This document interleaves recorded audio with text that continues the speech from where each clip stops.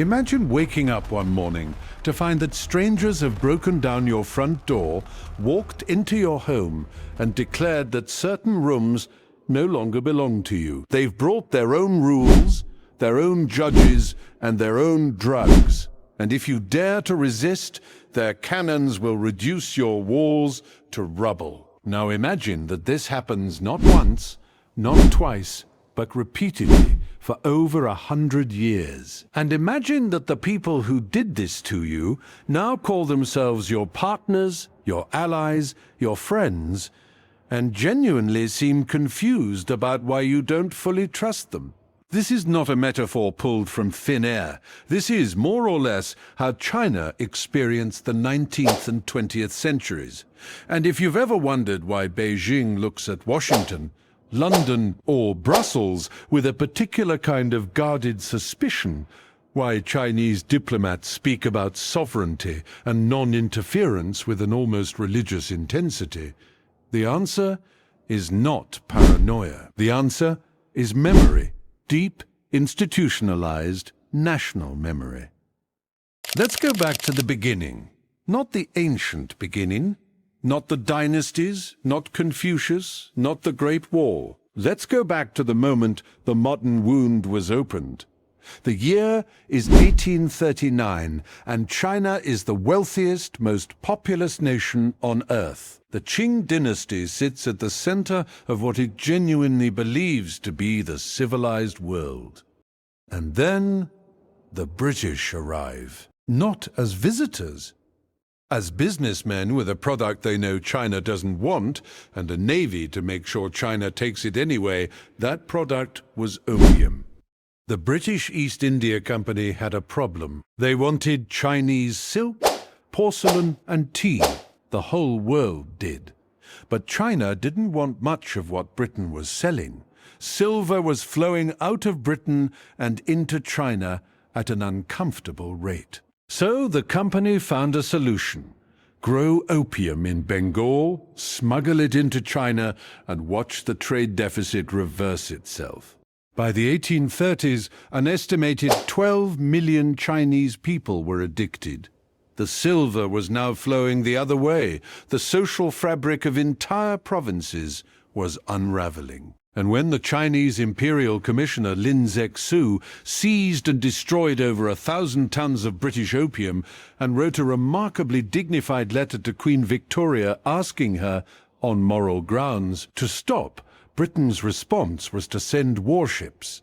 The First Opium War was not a war in any honorable sense of the word.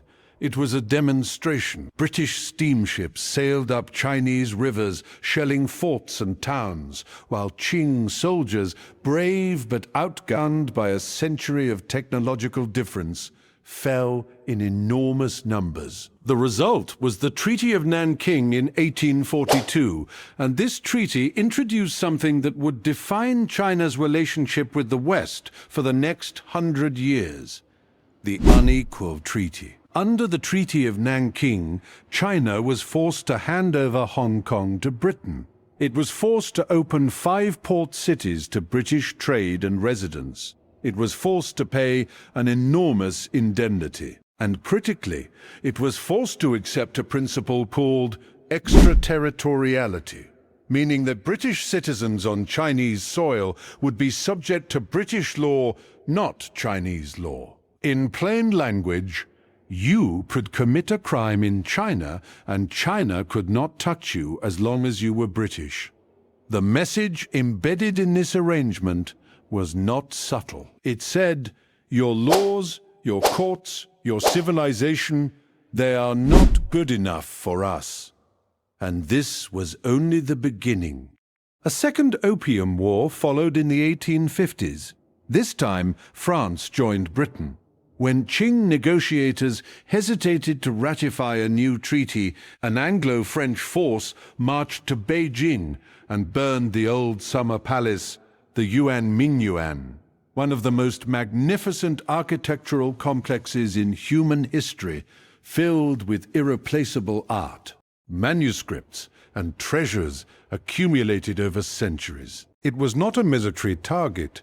It was burned as a punishment, as a message. A senior British official described it as a way of making the emperor feel the consequences of resistance. Chinese school children still learn about this. It did not fade. Then came the others, not just Britain and France, but Russia pressing down from the north, extracting territorial concessions in the Far East. Japan, a neighbor China had long considered a cultural satellite, modernizing rapidly under the Meiji Restoration and turning hungry eyes toward the continent. In 1895, China lost a war to Japan and was forced to cede Taiwan and pay yet another staggering indemnity. The shock of losing to Japan was arguably more psychologically devastating than losing to European powers. It suggested that the problem wasn't just Western aggression, it was Chinese weakness. The low point, the absolute nadir, came in 1900. A peasant uprising known in the West as the Boxer Rebellion had turned violently against foreign missionaries and Chinese Christians. When the rebels laid siege to the foreign diplomatic quarter in Beijing, 8 nations, Britain, France, Germany, the United States, Japan, Russia, Austria-Hungary and Italy formed a military alliance and invaded China to lift the siege.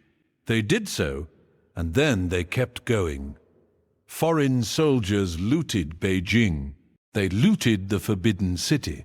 German troops, following the Kaiser's explicit instruction to behave like the Huns of old, left a trail of violence across the countryside.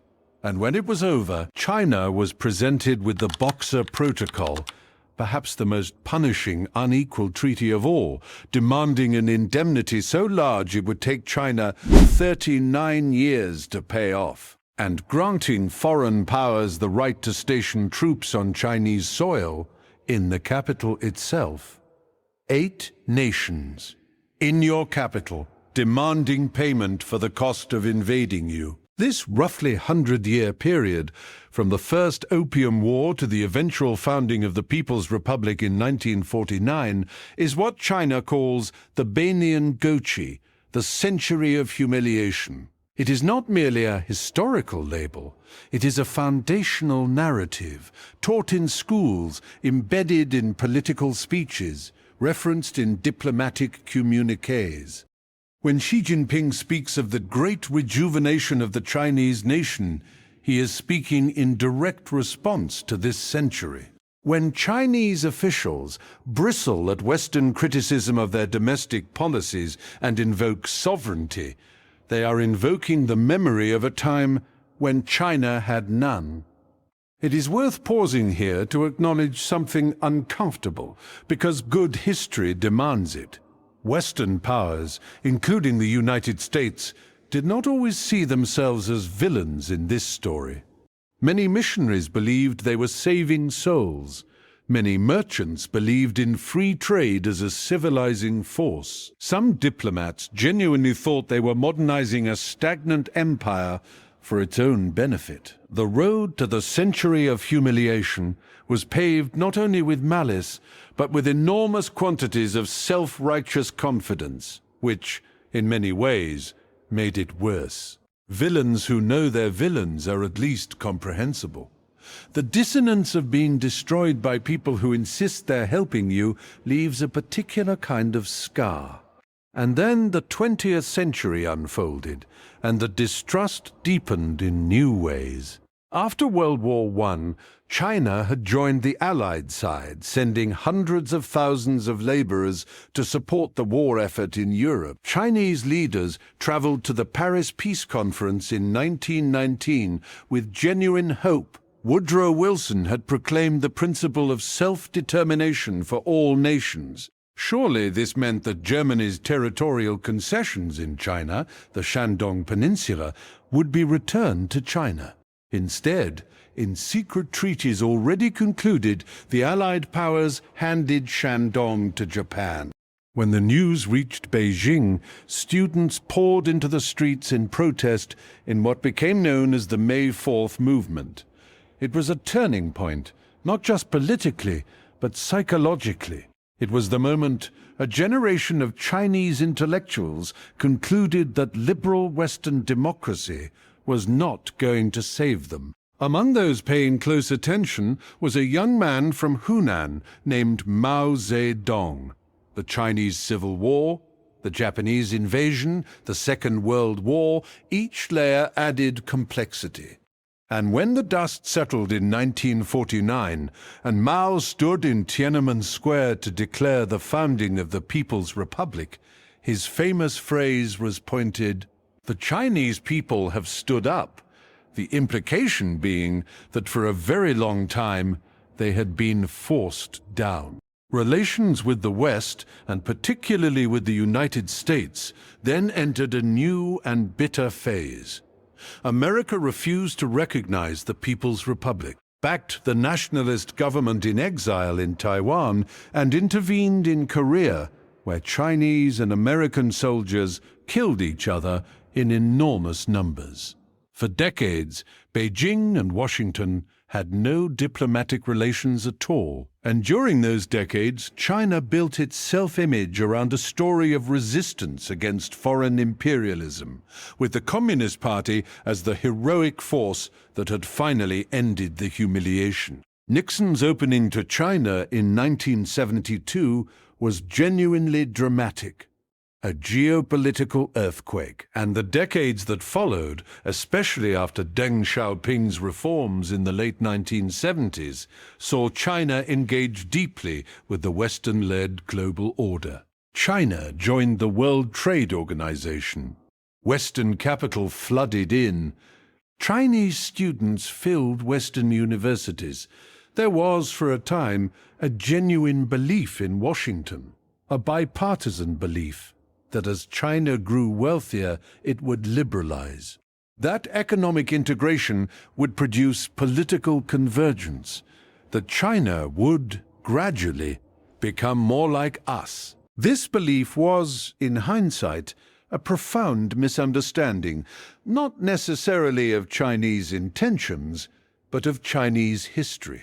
Because throughout this entire period of engagement, the Communist Party never stopped teaching the century of humiliation. It never stopped framing the party's role as the guardian against a return to weakness and subjugation. Every generation of Chinese citizens grew up knowing in their bones what had happened when China opened itself up and trusted the goodwill of foreign powers. And then 1989 happened. The Tiananmen Square massacre shocked the world. Western governments imposed sanctions, and rather than producing the political liberalization the West had predicted, the crackdown produced something else. A party leadership convinced that Western pressure was not about human rights, but about regime change, that the democracy protesters had been encouraged and supported by foreign powers that wanted China weak and divided again.